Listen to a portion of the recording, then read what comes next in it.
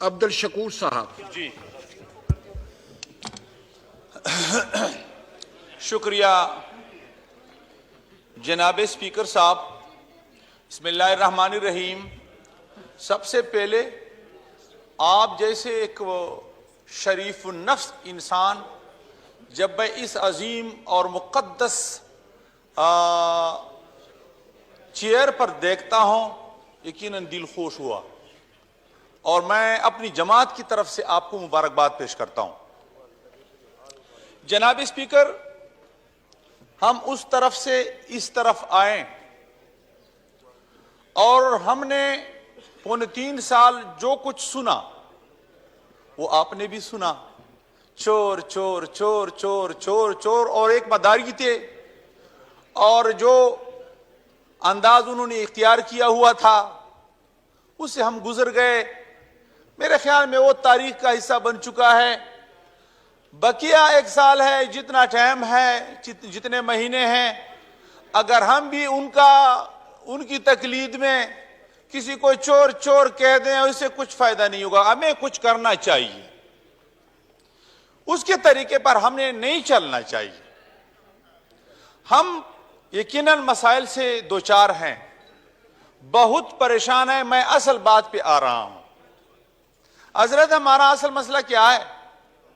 21 سالوں سے ہمارا علاقہ آپریشنوں سے دوچار ہے.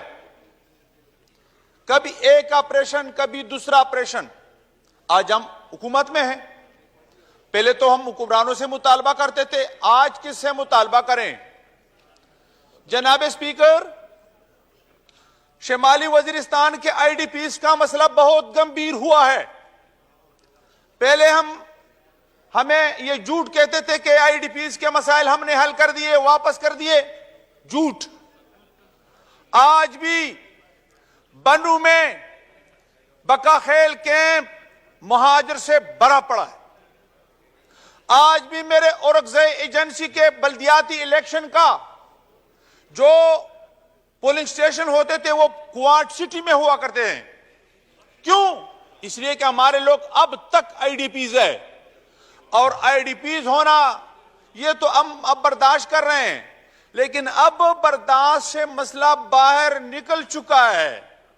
اور چند دن پہلے خوست میں جو ہمارے لوگ بہت سالوں سے وہاں پناہ گزین ہے، آئی ڈی پیز ہے، آج تک اس کے لیے ہمارے ملک نے کوئی پالیسی نہ بنائی. اور وہاں خوست میں وہ مقیم ہے بیچارے، ان پر بمباری ہوئی ہے. 40 سے زیادہ ہمارے بچے اور ہمارے بہنوں اور ماں کو شہید کر دیا گیا. خدا کی قسم مجھے جواب میرے ساتھ نہیں ہے. چند دنوں سے شمالی وزیرستان کی طرف سے مجھے واٹس اپ آ رہے ہیں، مجھ سے جواب طلب کرتے ہیں کہ مفتی صاحب آپ جواب دیں، مولانا فضل الرحمان جواب دے.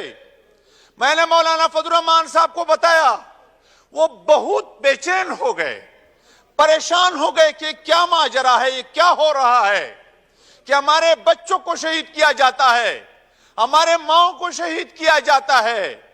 کس کو ہم روئیں، کس کے سامنے روئیں؟ نہ پائے رفتن نہ جائے ماندن کی صورتحال سے دوچار ہے. جناب اسپیکر، ہم بہت پریشان ہیں، ایک کرب و علم کی زندگی گزار رہے ہیں. کل میرا ایک کارکن باجوڑ میں شہید کیا، ایک اورکزئی میں شہید کیا گیا، پرسوں مفتی شفیع اللہ کو باجوڑ میں شہید کیا گیا. اس سال میں ہمارے 5-6 اور چند سالوں میں ہمارے 14 سے 15 علماء صرف باجوڑ میں شہید کیے گئے. کسی نے اس کے بارے میں نہ پوچھا، یہاں تک کہ ان کے بچے رو رہے ہیں، اور آج ان کا کوئی جو ہے نگران نہیں. اس گھر کو بجاڑ کر دیا، گھر کو تباہ کر دیا. ہمارا فاٹا اب پرانے صورتحال سے دوچار ہے. میں نے اپنے خلقے میں بہت سے ایسے علاقے کہ میں وہاں نہیں جا سکتا. جناب اسپیکر، مولانا جمال الدین صاحب میرے ساتھ ہے، ان کے بعض علاقے ایسے کہ وہ بیچارے وہاں نہیں جا سکتے. یہ محسن داوڑ صاحب کے علاقے میں بعض ایسے علاقے کہ وہ نہیں جا سکتے. یہ کرم ایجنسی، اورکزئی ایجنسی، خیبر ایجنسی میں بہت سے علاقے اب بھی نو گو ایریاز ہے اور ان کے لوگ آئی ڈی پیز ہے. اس کے لیے حل نکالے اور سر جوڑ کر بیٹھے. اور میں تو یقین جانے محسوس کرتا ہوں میری ضمیر مزید اجازت نہیں دیتی کہ میں اس ایوان میں بیٹھ جاؤں. مجھے اپنی ضمیر یقیناً ملامت کرتا ہے کہ اس ایوان میں بیٹھنے سے ہمیں کیا فائدہ کہ ہمارے لوگ خون کی ندیوں میں بہ رہے ہیں، خون میں لت پت ہیں اور یہاں کوئی ٹس سے مس نہیں ہو رہا. تو اس حوالے سے جناب اسپیکر، آپ چونکہ ایک جاندار اسپیکر ہے، مجھے توقع ہے آپ سے کہ آپ خود اس حوالے سے ایک قدم اٹھائے. پچھلے حکومت نے بھی فاٹا کے حوالے سے ایک کمیٹی بنائی تھی لیکن انہوں نے کچھ نہیں کیا. آپ جس علاقے کو یہاں ان کو وہ مرج ایریا کہتے ہیں، میرے دل سے آپ پوچھے کہ اس کو مرج ایریا کہنا چاہیے؟ وہ مرج ایریا ہے، اس کو ذبح کر دیا گیا ہے، اس کو کچھ نہیں دیا گیا. آپ بھی ان کو اسی طرح اسی حال پر چھوڑیں گے؟ کیا 3% اسی وارڈ میں ان کو حصہ ملا ہے؟ ان علاقے کی محرومیت دور کر دی گئی ہے؟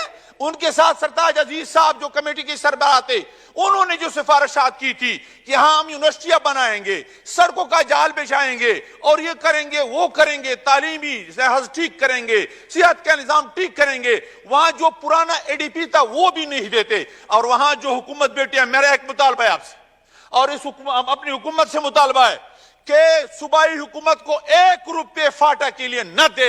وہ چھوڑ ہے سپن چیک کے نام سے جو وزیر اعلیٰ بیٹا ہے، وہ سب کچھ کہتا ہے، ہڑپ کرتا ہے، ہمارے اسکیموں کو فروخت کرتا ہے. خیبر پختونخوا کا جو وزیر اعلیٰ ہے وہ وزیر اعلیٰ نہیں، ایک ڈاکو کے حیثیت سے وہ آپ بیٹے ہیں اور ہمارے فاٹا کے تمام حقوق پر انہوں نے ڈاکہ ڈالا ہوا ہے. وہ وہاں جو لوگ فیل ہو چکے ہیں اس کو فنڈ دیتے ہیں اور پھر اس کے لیے فروخت کرتے ہیں. شنید یہ ہے، یہ ویڈیوز موجود ہے کہ ان کے بھائی کاروبار کرتا ہے، ان کا بھائی کاروبار کرتا ہے. اور پھر یہ بات مشہور ہوئی ہے وہاں کہ اگر ہم وہاں پی ٹی آئی والے سے پوچھتے ہیں کہ محمود خان صاحب وزیر اعلیٰ کے بھائی جو کاروباری ہے اور فاٹا کی اسکیموں پر یہ سودا بازی کر رہے ہیں، منڈی انہوں نے قائم کی ہے، تو وہ کہتے ہیں ایسا نہ بولو، وہ کہتے ہیں ایسا نہ بولو.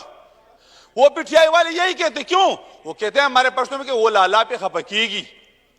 جی، لالا پہ خپکی گی کیا مانا؟ یعنی چھوٹے بھائی پر بڑا بھائی ناراض ہو رہا ہے، وزیر اعلیٰ صاحب ناراض ہو رہا ہے، لالا پہ خپکی گی. یہ مسئلہ مشہور ہے. پی ٹی آئی والے خود بھی کچھ، میں نے وہاں ایک میٹنگ میں پی ٹی آئی والے بھی ہمارے ساتھ موجود تھے، وہ خود جو ہیں کہہ رہے ہیں کہ یہ چور ہے، یہ ڈاکو ہے. تو ہمارے خیبر پختونخوا کے اور فاٹا کے علاقے کے لیے مرکز جو پیسے دیتے ہیں آئندہ 1 روپیہ نہیں دیا جائے اور جو دیے ہیں پہلے ان کے حساب کتاب کے لیے ایک کمیشن بنایا جائے، ان کی تحقیقات کیا جائے کہ فاٹا میں آپ نے کتنے پیسے لگائے ہیں اور کس کے ذریعے لگائے ہیں. اس کے لیے باقاعدہ ایک کمیشن بنایا جائے، تحقیقات کرنی چاہیے اور فاٹا کے حال پر رحم کیا جائے. آپ کی بڑی مہربانی ہوگی. شکریہ، بہت شکریہ.